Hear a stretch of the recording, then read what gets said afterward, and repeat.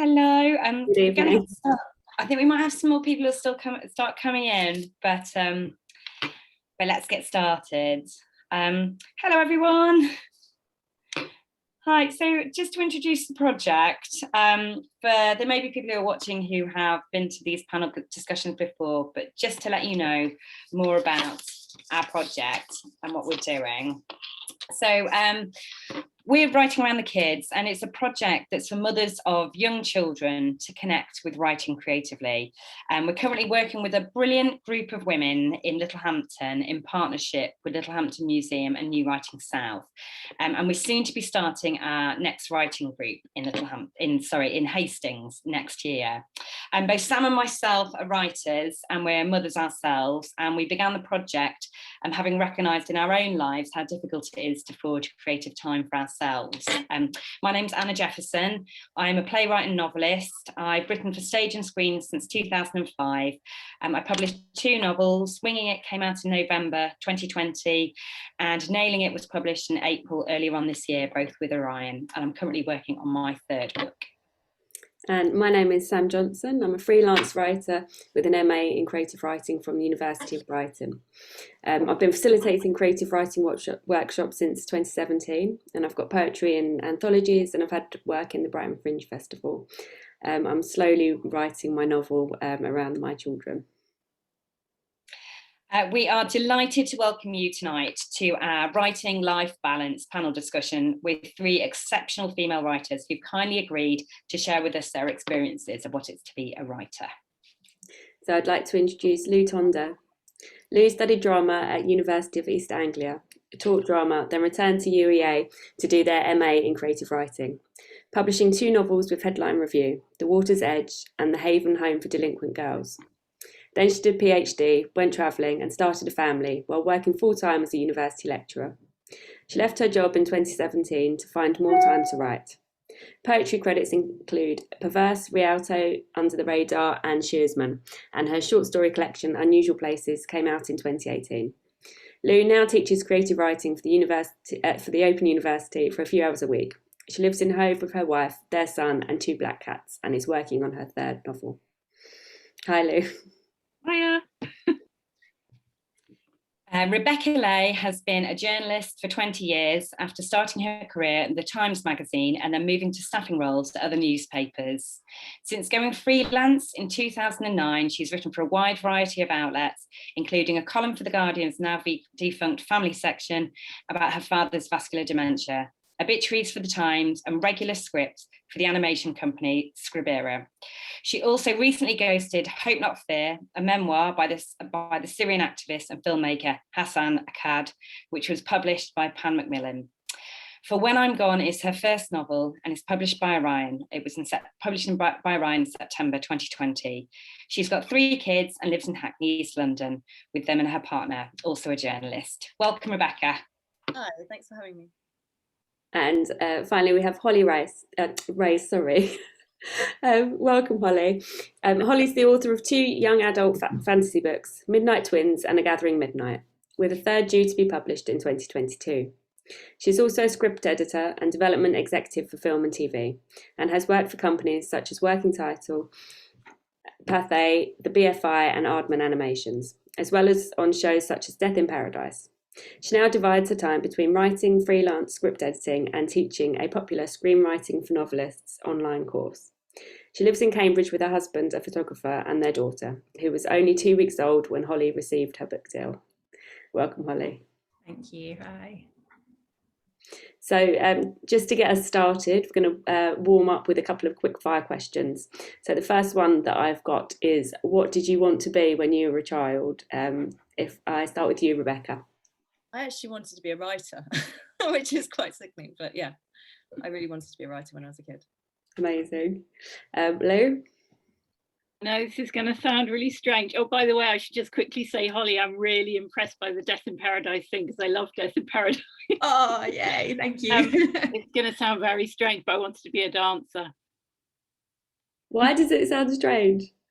Well, because I'm not a kind of dancery kind of person now, but I wanted to be one of those people who kind of dance in the background on shows, not like the main event.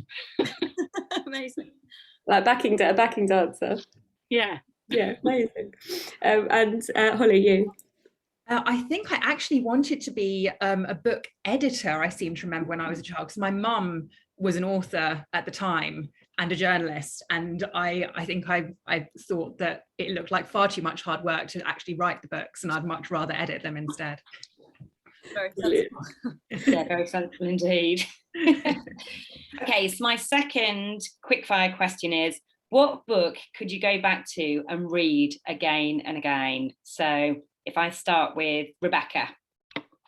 So I had to think about this because I don't tend to reread books that often, but I would go for On Beauty by Zadie Smith, which is just amazing. And I'm rereading it at the moment. So the characterization is just so good, and it's just clever, and each sentence is beautiful. So that for me is a great reread.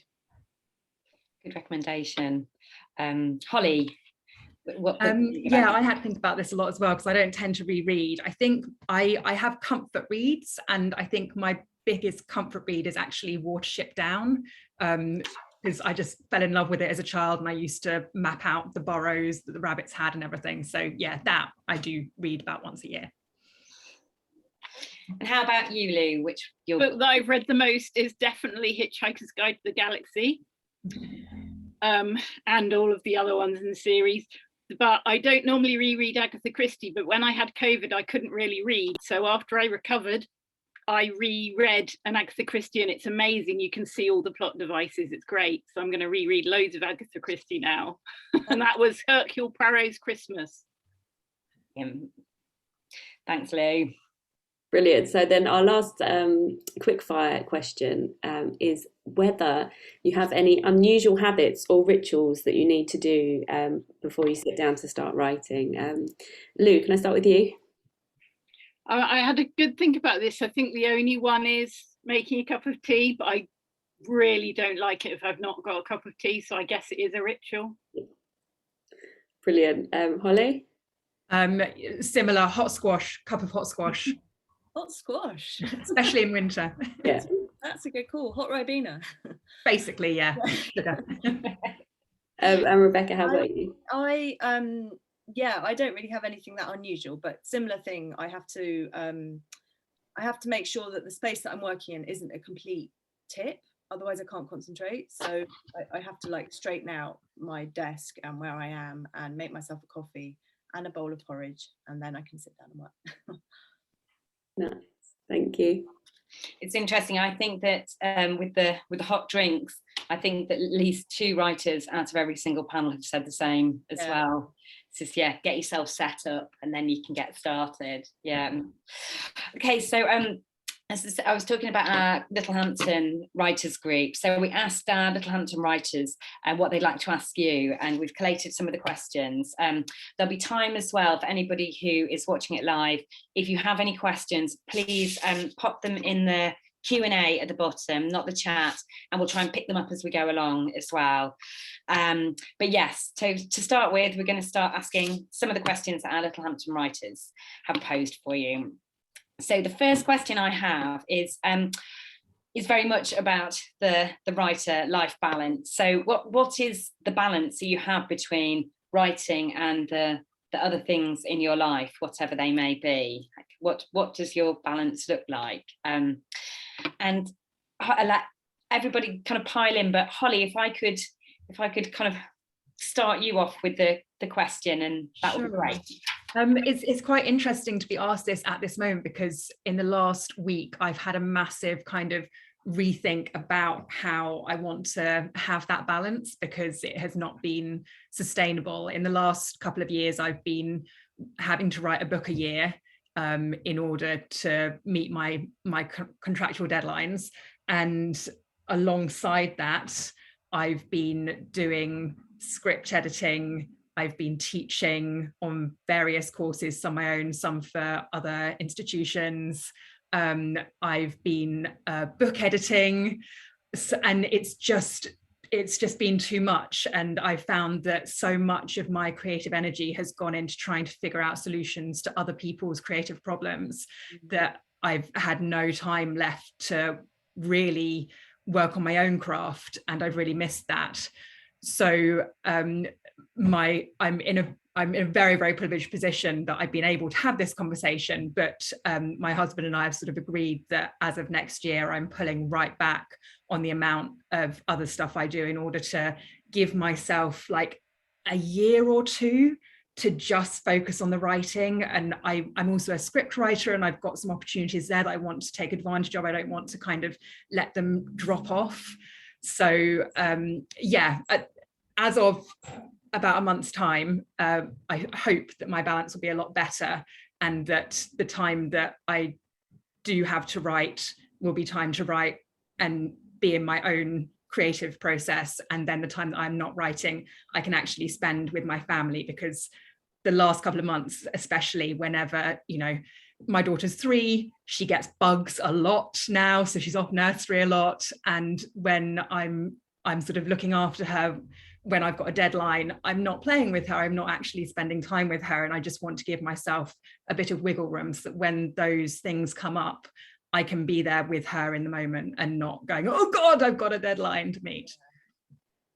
Yes, I think it's interesting, because even though you're like talking about that, there's, in terms of like the balance, it is all writing focused.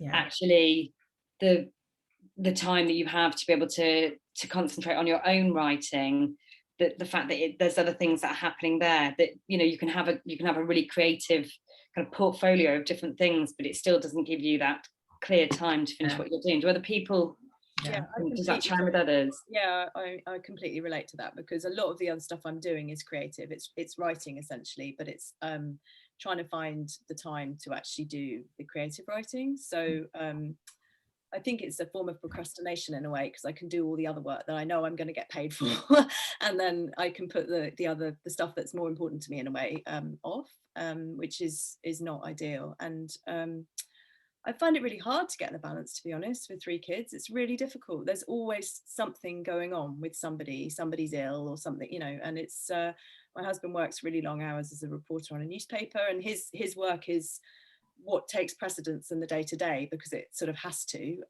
So sometimes I feel like I'm just trying to fit it all in the gaps that I have, and that's tricky. Yeah.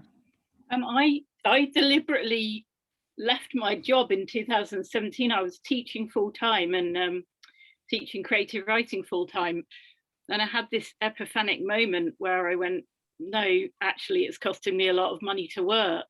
Yeah. And although obviously we'd lose my salary, we worked out a way of my wife basically covering the money until I could start bringing some in. So I decided, I know not everybody's in the privileged position to be able to do that, so that was good, but I deliberately decided to change my life around. That was when my dad died, and it was like a moment when I said, no, actually this isn't what I want to do. Yeah. That was 2017. And then I've moved over to doing a bit of teaching, a bit of editing, freelance articles, and I've just started now, like in the last few months, to bring in enough to kind of pay my share. Yeah. But yeah, you're right, I still end up doing the same kind of thing, putting other people's priorities first before mine. But one thing I discovered from having a baby was 5 o'clock in the morning. Yes. Now, if you'd gone back to pre-Zach me and said, would you start getting up at 5 o'clock in the morning? I would be like, what? 5 o'clock in the morning doesn't exist as far as I'm concerned. But I met 5 o'clock in the morning from the other way round, like he was awake. And so I would be trying to reach 5 a.m. thinking, once we reach 5 a.m, that's officially morning and we can get up. But obviously he's 10 now, so as he grew up he started sleeping longer, but I found that I still liked the 5 to 7 slot to write. Now I don't just recommend it wholeheartedly, but because not everybody is awake that time in the morning, but it just happened that having a baby gave me that kind of realization that 5 to 7 is quiet, and that's the time when I can write. And I still get up at 6. I don't do 5 anymore, but I still get up at 6, and that really, really helps, because I won't let myself do any other kind of work then. Yeah, I came to that discovery fairly recently and from a slightly different kind of angle to you, Lou, but for the last sort of 3 months or so, I've been getting up at 5 and getting a couple of hours of work writing in. And I do sometimes meet some friends who are similarly minded on Zoom, just so we can kind of keep each other accountable. But for me, it came at a point where my daughter was going through one of those kind of testing stages that they sometimes do. And she would just not want to do anything that we needed to do to get her to nursery and stuff when she got up in the morning, and was just putting me in such an awful mood and just in a really bad state of mind to come back from that drop off and get down to work. Yeah. Whereas if I've got a good couple of hours of writing in before she wakes up, suddenly my whole mindset was changed. I was like, okay, you're having a difficult morning, that's fine, because I've already got some words in the bank. And it's completely changed my productivity. So can also highly recommend it. I think that's really transformative, isn't it? Sort of realizing that you can do that at the beginning of the day, and that your mind hasn't got all the other stuff in it yet, so you can just focus on your writing. It's really great. I try and do. I'm really bad at getting up at 5 or 6, but I will sometimes get up when we all get up at 7, and my husband does that first shift, so he'll take them till 8, and I'll have an hour of writing then, and that works really well because I'm not having to kind of make myself get out of bed, but I've still got that hour before the day begins. Can I just ask kind of a follow-up question with that then? So in terms of, it seems, you've all identified that actually through having kids, it means you have to wake up at a smart and godly hour, that it is possible to kind of squeeze in a bit more of your day at a different point.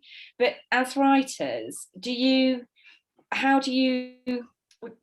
when do you know that you've done enough? Do you kind of like have a word count and say, okay, I'm going to write for 2 hours, and if I've done 500 words or 1,000 words, that's my writing day done, I can do something else? Or do you just keep writing until there's another task or another thing that you need to do in your day? And I'm being organised. I try to block out whole days when I'm going to do particular things, because I get into, like, I once I start focusing on something, I don't want to stop doing it. But that's just probably the way my brain works. The other thing I've started doing, actually, and I haven't done it since I had COVID, but I did it for a while, is intermittent fasting. Again, might not work for everybody, but it means I don't have breakfast till 10 o'clock, which means that I kind of come in at about, from my writing shed, this is the other really important thing about having time to write, is also having a space to do it in. So I come in at about 8ish, and then kind of help Zach off to school, and then go back out and write again.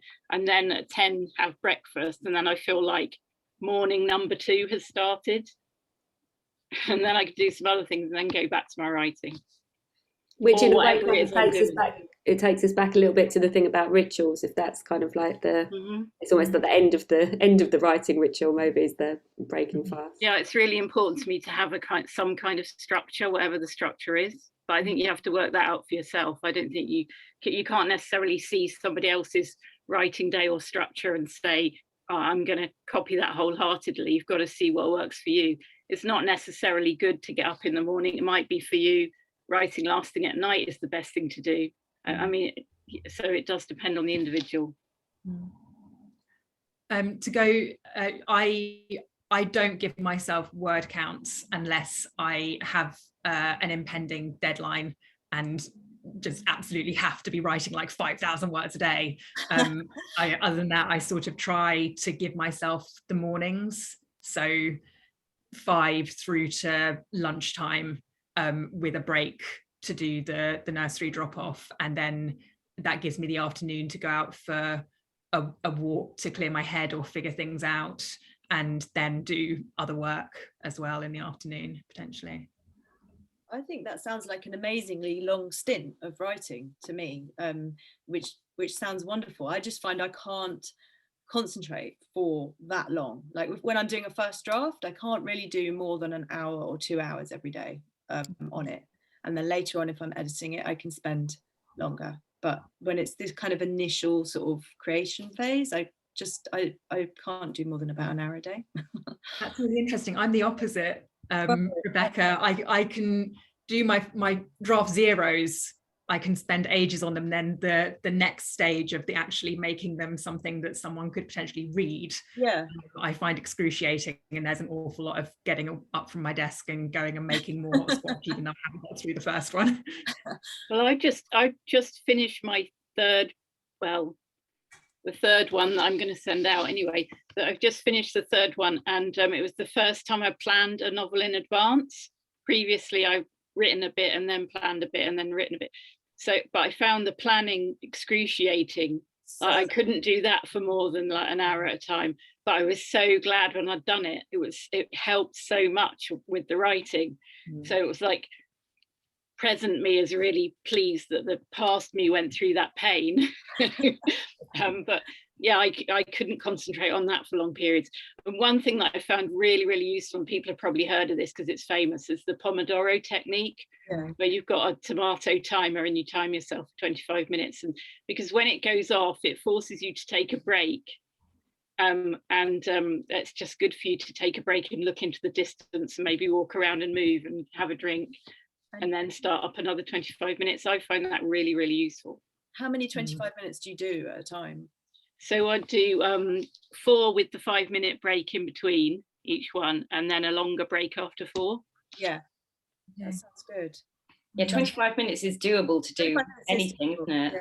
Yeah. Also, it's while that clock's ticking, I mean, obviously I'm not perfect and sometimes I break the rules, but while the clock's ticking, you're not supposed to be going on your internet or email or Twitter. So because it's got quite a loud tick, it does remind me that I'm supposed to be focusing on what I'm doing. and just spending that 25 minutes with no distraction is really, really useful. Yeah, that's really good tips there. We had a question from Kaz, which was kind of followed on well from what we were saying about word count targets and so on. And she's asked whether you have a minimum number of times that you commit to writing in the week. So I suppose, or like a minimum number of days on when you are writing. Obviously, you've all talked about having, different writing as well as your writing projects. And maybe if we talk about just like, your personal project rather than work in general. Yeah, I mean, I just try and do it generally in the week. So if I was doing that sort of early hour or, first thing, it'd be Monday to Friday and then not at the weekends. Yeah. Same. So I recently discovered, actually, after taking redundancy, that I have all sorts of neurodivergencies. I've only have one diagnosis of one thing so far, or maybe 2 things so far. But I think the way my brain works means that I need to plan. So I've got a really super duper planner, like expensive one that I have to pay a subscription for, and it's really, really helped.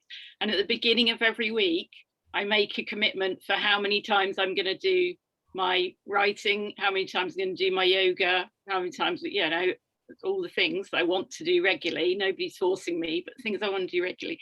And then at the end of the week, I check whether I've done them. So I don't decide how many I'm going to do generally. I decide week on week.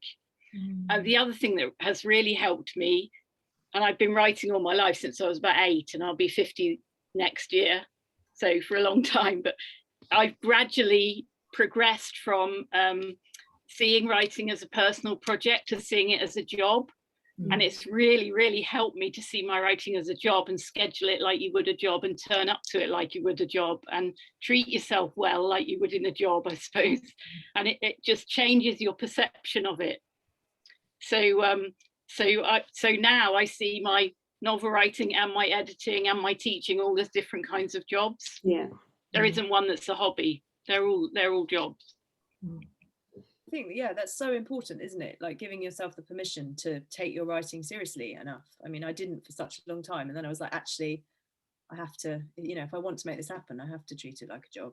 And get something I think that's something actually we've been talking about with our writing groups as well, about about the confidence in writing, and also to be able to kind of own it as a writer. That's what you're doing, that's what you are, and at what point is it okay to say that? I think it's the moment you decide you want to be a writer, that's what you are, and then you might have to do 100 other jobs to be able to sustain that. But yeah, I think that permission is hugely important, to give yourself permission. And one thing that really helped change my perception is when you hear about lots of writers who maybe on Twitter or Instagram seem like they're living the dream, and then you hear that actually they work part-time as a gardener, or they're a cleaner in the evenings. A lot of writers have got more than one job, and one of those jobs is writing. Yeah. And once you start drilling down into what these people do with their time, actually, even the most successful writers are still doing things like master classes and reading. So even they're not writing 100% of the time. I think that really helped me shift my mindset about what it meant to be a successful writer. Mm. Yeah, that's really interesting. I never thought about it like that, but I agree. Yeah. Mm. Yeah, I don't. It's not possible, is it, to be as if it was to write 100% of your time? You'd go loopy. Yeah. They did a study on where they took people who could write all the time if they wanted to, published writers who have the means to write all the time if they wanted to, and the average was 4 hours a day. Yeah. And most people in that survey said they wouldn't want to do more than 4. That was like the optimum time. Yeah. I don't know if you've seen the stuff on Twitter, the dreaded Twitter, with John Scalzi, I want to say. I think he's a sci-fi writer, and he got accused. He had people saying, "Oh, he's just a part-time writer," because he said that he only worked 4 hours a day. And he was like, "Well, I mean, if you want to pretend that the rest of the time I'm not doing things like, thinking about my stories and research and blah, blah, blah, blah, blah. But also, how cool. I'm a part-time writer who doesn't need to have another job." That's the dream. He's living the dream. Yeah. Well, the other thing that people who aren't writers or aren't creative people don't understand is that going for a walk or having a bath or reading or drawing are all part of writing. And it's very hard to convince someone of that if they're not also creative. But it's so important to have that mulling time. Yeah, I would say in that as well, one of the most important things as a writer is sleeping, because I find, you'll get to a point, you've got to kind of get to the end of this chapter that you're writing and stuff, and you've got to the end of it and you're not really happy with it, or it doesn't really make sense, go to sleep feeling really cross with yourself, and sometimes wake up in the morning and think, okay, I think I've my resting brain has come up with the answer. So you're right, that being a writer isn't just sitting in front of your laptop, is it, and pressing the keys, all those other things that you need as well. Is there any, with that, in terms of like getting your ideas for things, so that kind of balance with finding inspiration for what you're doing with your books while you're doing the other things in your life? Is there any little tips you'd have for our writers? Is there anything, do you take notebooks around with you, or how do you notebooks are really good, but definitely. And I think reading the news and thinking about stories, I mean, I'm a journalist, and that would be a way that I would always have like a starting point for features. And so in terms of writing creatively as well, I keep a Google Doc going, and then just put any ideas that I think might be good for something into that, so I can go back to them with links. The thing that I've always found really, really powerful is this is going to sound really obvious, but it's noticing things. Right, because we're writers, we notice things with writer's eyes, as it were, or you could use any of the senses, it doesn't have to be eyes. But when you're out and about, and when you're going about your everyday life, notice things and notice the detail, especially mundane things or things that people would normally not notice, and you kind of store them up. And you might store those up in a notebook, or write notes on a phone, or not even write them down. And you can extend that by actually going for walks where you've gone out for the walk deliberately in order to notice things.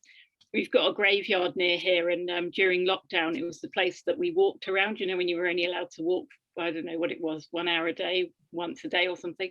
That's where we'd go and walk around, and it's amazing for noticing things. And so Julia Cameron calls it filling the well, where you deliberately fill your creative well so that you can recall things when you're actually writing. I started doing that on an Arvon Foundation course when I was 19, and I haven't looked back since. I find, maybe following on from what you were saying, Anna, about the importance of sleep, that being able to kind of switch my conscious brain off in some ways has been incredibly helpful to me, not necessarily for kind of generating new ideas, but for problem solving. Because I have a terrible inner saboteur. Like, my conscious voice will always be like, you're awful at this, why are you doing this? Oh my God, that moment 5 years ago when you said that thing to that person, why would you do that? And so for me, I found that going out for a run was the most helpful thing. And I hate running. I hate it with a passion. I don't understand how anyone can enjoy it, but it was so good for me, because all I could do was be like, focus on your breathing, focus on getting rid of the stitch that you have. And suddenly I'd be like, oh, that's how to solve the problem that I've been having for weeks with this chapter, because somehow my subconscious brain has been like working on that without the saboteur getting to it. Yeah, I think that is crucial, isn't it? I think exercise is really good for helping you process stuff generally, and that's true of writing too. I also think in terms of ideas, writing gives you ideas. You know, when you're doing it, that's often when I get ideas for something else. So when I was writing for When I'm Gone, I initially started with a totally different premise and wrote about 20,000 words, and then I was like, hang on a minute, if I do it like this, and then changed it. So I think that's a good way of kind of coming up with stuff. So being some way through something and then kind of taking yourself out of it to then come back to it. Getting to know the characters better, and thinking, how could I approach this in the most interesting way? So with When I'm Gone, it was initially a ghost story. So it was about this woman coming back to haunt her family after she died. And actually there's still a hint of the ghost in one of the threads, but it's been pulled back a lot on the advice of my agent when I submitted it. And then I was like, well, what she died of, and actually maybe she's written this kind of manual for her partner, and then I was like, okay, that's going to become one of the threads, and I sort of went from there. But it really came through writing. Yeah, and that's interesting. So kind of write yourself into a corner almost, and then work out, how do we get ourselves back from that? Yeah, definitely. Yeah. And I think as you're doing it and you sort of get a feel for the project, then you can think, well, maybe this is the best way to approach it. And do you, sorry, go on. I was just going to say as well, that do you find it useful to have conversations about those things as well? So you're saying you can kind of write yourself out of it again, but do you, when you're in your process of, do you bounce your ideas off other writers? So I often talk to my husband about what I'm doing, but I'm quite wary about talking to other people, because I think, and just, you know, a passing comment can put you off something that could be really good, because anything could be really good or could be really bad, right? It's just in the execution, really. So I think it's quite important not to share your ideas too widely when you're sort of doing your first draft, just so you can kind of protect them. But I do talk to him about it. Everybody else is nodding at that as well. It's interesting. You kind of all feel the same. Yeah. Really. So are you in like a writers group where you would kind of discuss it, but in more of a formal way? I wish I was. I'm not. I did the Faber course, so you did it as well, didn't you, Holly? And that was great, but it was quite a long time ago now, and so there are a couple of people from that course that I could send stuff to, and I did but I had a bit more of When I'm Gone. It was sort of pretty much finished by the time I sent it to them, but I wish I had a sort of more, you know, kind of dynamic writers group going on, but I don't at the moment. And Holly, how about you? So as Rebecca said, I did the Faber course too, and my group did keep going with our meetings and feedback sessions for quite some time after the course ended, and then this huge like plague came and swept across the world, and so we stopped for a while, and we've recently started back up again doing that on Zoom, and it's not many of us now, it's sort of 4 or 5, but it's enough that it's been really useful to have that feedback again. And I have also started paying for a kind of mentorship through the Novelry. Mhm. Oh yeah, I actually did a novelry course. It's Oh great. really? It's Yeah, really, really good. Yeah, when And she first started it, that's write your novel in 90 days. And actually that's what got me going with When I'm Gone. So oh, amazing. yeah. Yeah, no, I started it earlier this year for my first adult novel that I've been writing, and it's been so useful. And to have the one-to-one feedback sessions with a fellow author has been incredibly useful. Yeah, really, really good. I rate Yeah. that very highly. I think what she's put together is really clever and Yeah. well structured. Yeah. Is that an online course? Sorry, It's an Novelry. online course. It's called the Novelry, and it's sort of there are various different options you can do, but you sign up and then it kind of drip feeds you a lesson every day in your inbox that you kind of use as a prompt, and it gives you things to try out and ideas. I mean, it's quite esoteric, but it's really, really good, and they've added all the kind of tutor elements since I did it, but it's really going from strength to strength. It looks really good. Yeah. I'm in a writing group. I'm in an amazing writing group. I really love it. That's brilliant. Anna's in it as well. You had to say that. Oh, I'm not allowed to say that, sorry. No, you are allowed to say that. It was really, really kept me going. The feedback's really perceptive. Everyone's really friendly. I've never known another writing group like it, really. No, Everyone's really supportive. And I feel like we're all on a similar level. So nobody kind of just says, oh yeah, I really like that, and then doesn't say anything. Well, You actually get proper feedback. The other thing I do is Sophie Hannah's Dream Author program. I've been doing it since the start. So I was one of the first 50 people to join, and now it's massive. yes. And I went on a retreat with her quite recently. She trained as a coach while I was doing the first year of it. So she's an actual life coach as well as being a best-selling crime writer. And it's not really about the writing side so much, it's more about mindset and how your thoughts can really scupper you when you're writing. And I find it so fascinating. And that involves weekly coaching calls, and you don't have to go to all of them, but it's really, really useful. Yeah, I think when just thinking about writing groups, or that point where of sharing writing with each other, or like getting to like a part of it. I know maybe not in that first draft stage, like when you're talking about Rebecca with like your novel, that you talk about it with your husband, but maybe not so widely with others. But do you have outside of these different potential writing groups and so on, do you have like a trusted other who you would share a little bit with and would you kind of recommend it in terms of people? Yeah, it would probably, what you mean, an individual, like a friend? Yeah. So it would probably be someone, so there's a guy called Doug who was on my Faber course, who was also a journalist, and I think he's a really good writer. He hasn't been published yet, but I would maybe send it to him because I just trust his judgment, and I think he'd be honest with me, because that's one of the things I've found difficult about feedback before, is when people are, like you said, just trying to be too nice, and it's like, well, I actually really want to know what's working here and what isn't. I think one thing that's really helped me with feedback is to ask questions. Yeah. So if you say, do you think blah blah character is working, or do you think this first page is too slow, people are more likely to be brave enough to tell you that. That's clever. Kind of agree with you that yes, it is too slow, or well, maybe that character isn't working. Whereas if you just kind of leave it open and say, what do you think, they're less likely to be brave enough to tell you. So I think asking questions can really help. Yeah, that's really sensible. I never really thought about that. I think that's a very good idea. Yeah. I suppose at that point people don't feel like they're less likely to offend you or upset you by giving you their opinions, because they feel like you're already questioning that. Yeah.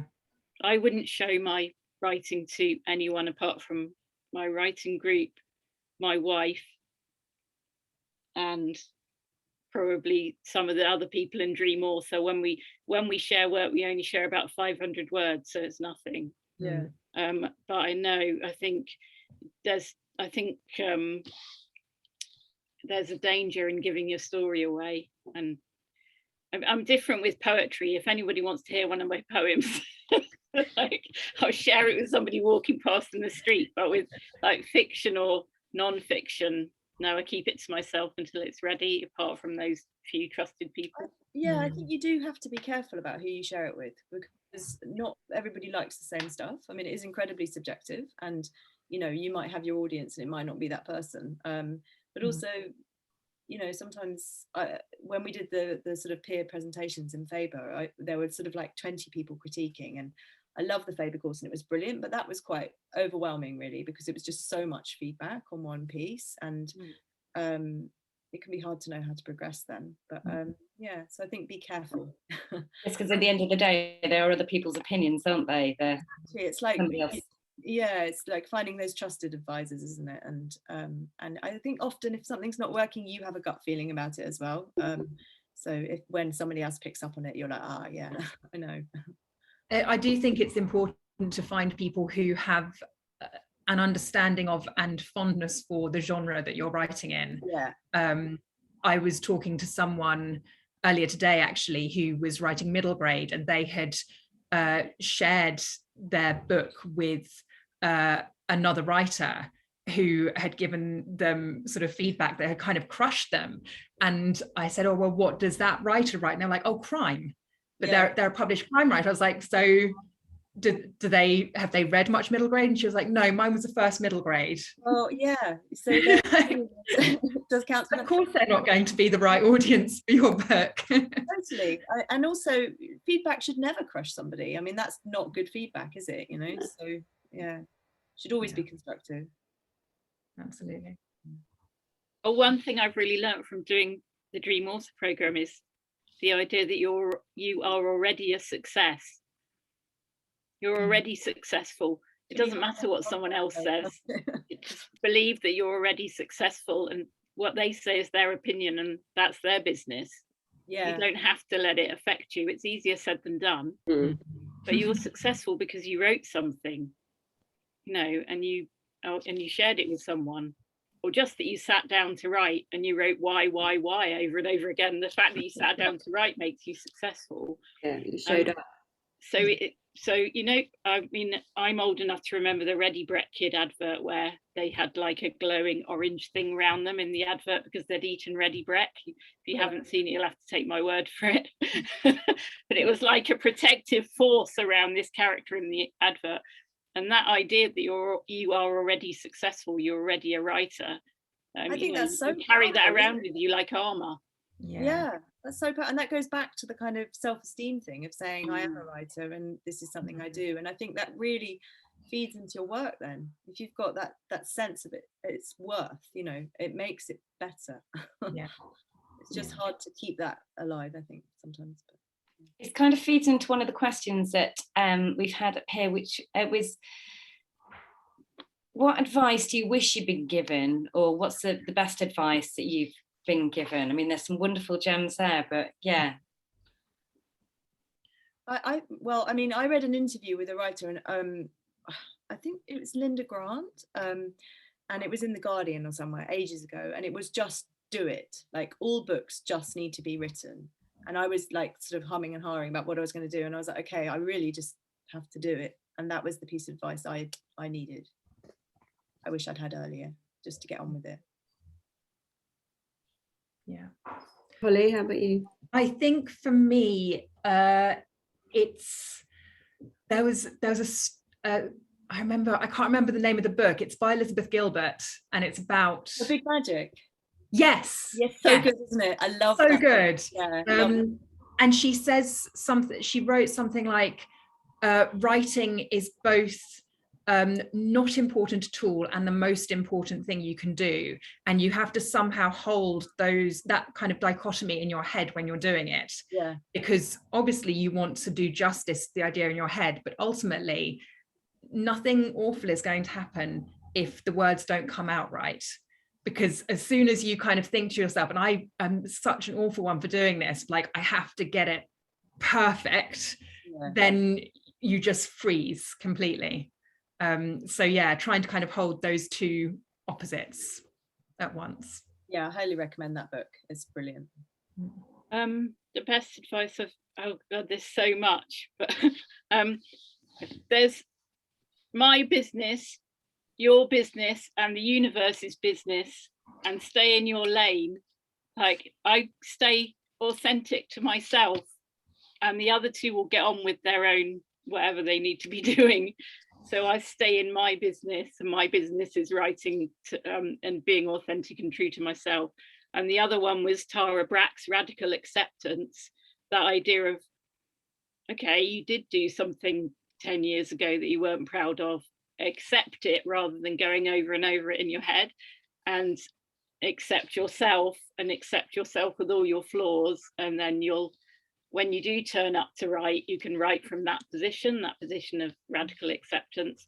It's very Buddhist, but I mean, if you're into that, great. But I would, if you're not into the spiritual side, I would read it anyway, just for the stuff on acceptance, because it's great. Sounds great. Yeah.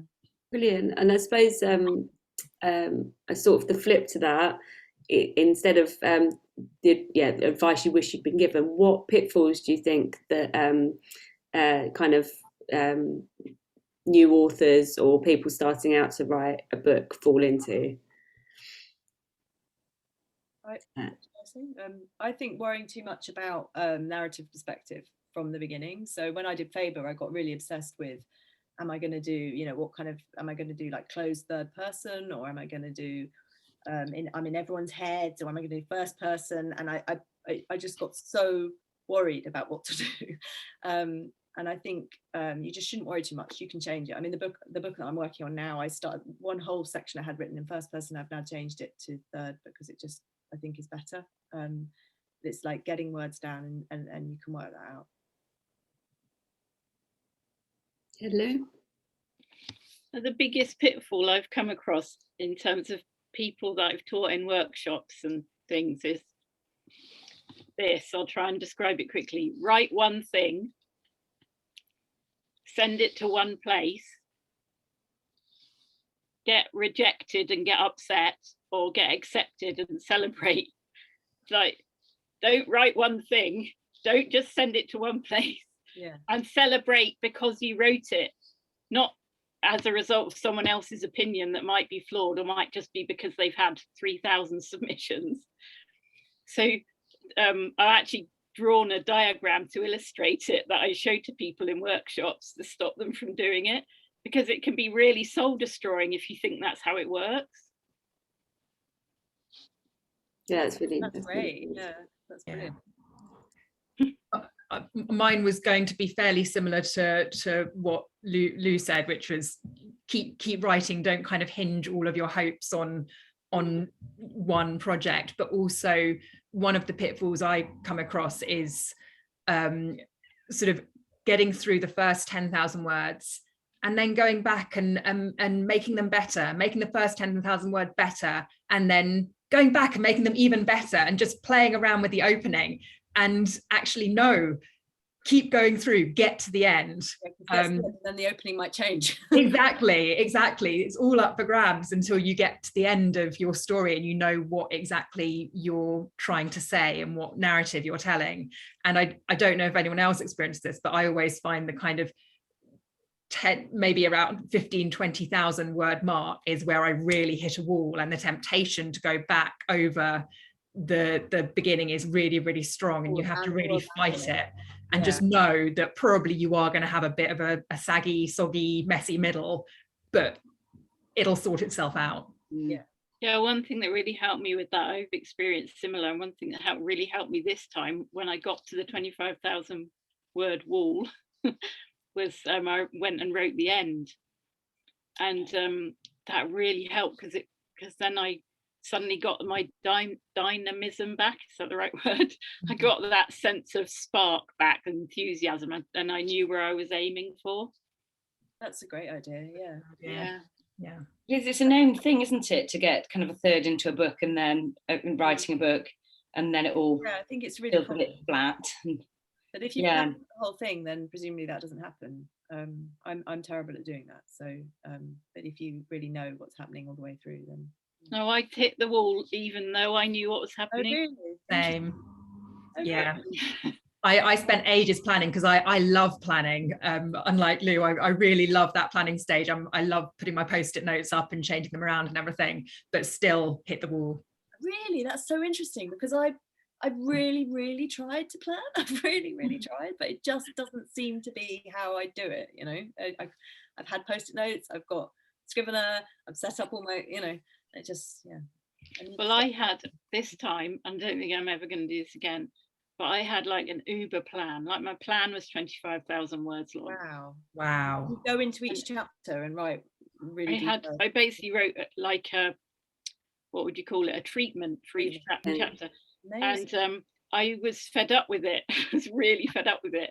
And I was forcing myself to write to this plan and got the beginning done, but then I was rebelling against it. I didn't want to do it anymore. And then when I went and wrote the ending, it just all slotted into place. And then I rewrote the plan. And this sounds like a really laboured way of doing it, but it is because I used to do it entirely the other way around, like write 8,000 words with no plan. Yeah. So I forced myself to do the opposite of what I liked.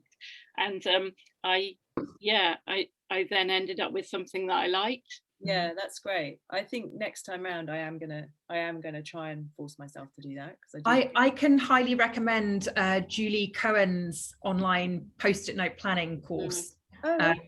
It's really great for kind of giving you techniques to use post-it notes, and because they're post-it notes, you can just, if something isn't working, you can just move it around very easily or throw it in. Yeah, that's great. Rather than sort of feeling like you have to completely rewrite an entire document. I heard that was really good. I do similar on little index cards, but I can't really stick them anywhere.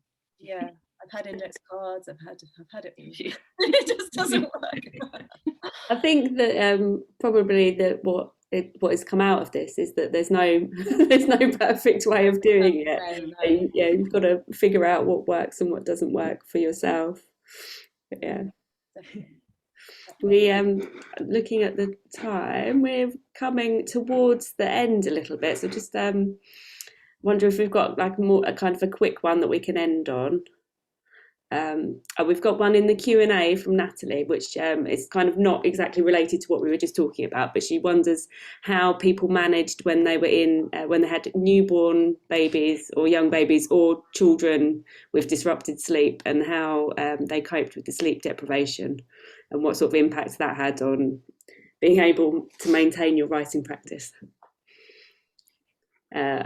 Should we go, Holly? You've got the youngest, haven't you?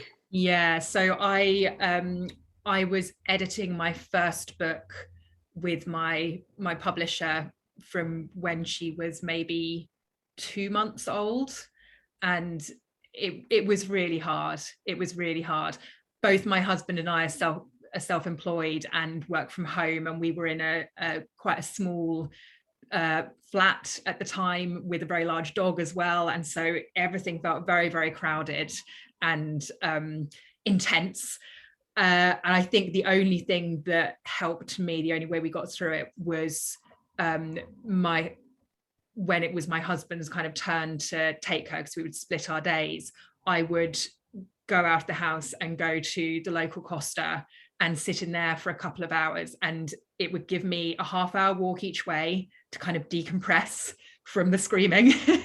And then a couple of hours where I could just sit, and I love writing in cafes, and just 2 hours, no internet, just me and the laptop, go, and then the half-hour walk back. And that was the only way that we could do it. That sounds so nice. I think I can't write basically if they're anywhere near me, like even if somebody else is looking after them downstairs and I can hear the odd, I just can't concentrate really. And so difficult, that first hour of the day, when my husband takes them, sometimes I can kind of trick myself then into thinking they aren't there, but generally I just can't. If they're in the house, I find it really, really hard. And when they were little, I don't think I did that much, to be honest. When they were really little, I just was too sleep deprived, and I knew I wanted to do it, but I just kind of put it off until they got a bit bigger, and then started carving out that hour a day, which and that's okay as well, isn't it? It's not. It doesn't need to be another stick to beat yourself with. Yeah, exactly. Yeah, I think kids change, don't they? And they get older, and you don't have to write the book now. You could write it later. You don't have to do it when you're sleep deprived. Yeah. I think looking back, I did the getting up early thing. I went to bed early as well, so I got enough sleep. I had a notebook by my bed. And the times when we weren't working in our jobs, we split, you know, what I suppose you could call it spare time. It wasn't really spare time. We split it. And so I did similar to Holly, and went to a cafe and wrote. So similar thing really, but I think focus on your sleep first, and then think about the writing later. Can I say these have been the greatest investment I've ever made? A noise cancelling headphone. I need some of those. I desperately need some, because then I could work in the house. Yeah, absolutely brilliant. They're going, everybody's running up and down the corridor there. I put these on. Yeah, Sam's got hers. Stick them on, and that's it. Are they both? Yeah. Okay. And also what I really like is, as you were saying, you like working in cafes. There's a Spotify playlist which is just like cafe sounds. So it's like you've got the ambient noise of the cafe, which drowns everyone out, and you can just kind of zone in. Yes. But brilliant. Thank you, everybody. We've got to the end of our hour, and I just really thank you so much for sharing all of your insights and your tips. That was really brilliant. Thank you. Nice to see you. Thanks for inviting me. Yeah, thank you very much for having me. Lots of fun. An absolute pleasure, and thank you for being so generous with your experience and with your thoughts and with your tips and helpful advice as well. It's we have another panel discussion that's coming up. It's the last one in this series, and that is coming up in January, on the 18th of January at 8 p.m. And we have Katie Massey, Victoria Dowd and Elizabeth Haynes, who are going to be our three writers then. You can book onto it now through our website. So please do. We also want to say thank you to the Arts Council, who are our funders, and to New Writing South, who are our partners in the project. And also to do a final massive thank you to our three writers, Rebecca Ley, Holly Race and Louise Tondeur. Thank you so much for being on our panel. Good luck with your writing, everybody. Yeah, good luck. Thank you.